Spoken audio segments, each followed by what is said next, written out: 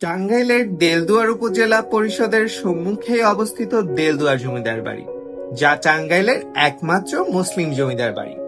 অসাধারণ ঔপনিবেশিক স্থাপত্যশৈলীর এই জমিদার বাড়িটি নর্থ হাউস নামেও পরিচিত, যাদের পূর্বপুরুষরা এখানে আফগানিস্তানের গজনি থেকে এসেছেন। জমিদার বাড়িটির প্রতিষ্ঠাতা হলেন ফতেহদ্দাদ খান গজনবী। এই জমিদার বাড়ির বংশধরেরা সকলেই উচ্চশিক্ষিত ছিলেন এবং বাঙালি নারী জাগরণের অগ্রদূত বেগম রোকেয়ার বোন কারিমুন্নেসার বিয়ে হয়েছিল এই বাড়ির বংশধর আব্দুল হাকিম খান গজনবীর সাথে। পরবর্তীতে কারিমুন্নেসার ছেলেরাও এই বাড়ির স্বনামধন্য জমিদার ছিলেন।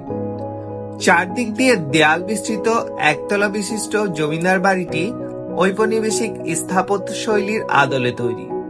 জমিদার বাড়ির সামনের দিকে রয়েছে পারিবারিক কবরস্থান, পূর্ব দক্ষিণ কোণে রয়েছে একটি মসজিদ এবং পূর্ব পাশে বসার জন্য রয়েছে লোহার গার্ডেন চেয়ার, গোল টেবিল এবং পাশেই রয়েছে কৃত্রিম পানির ফোয়ারা।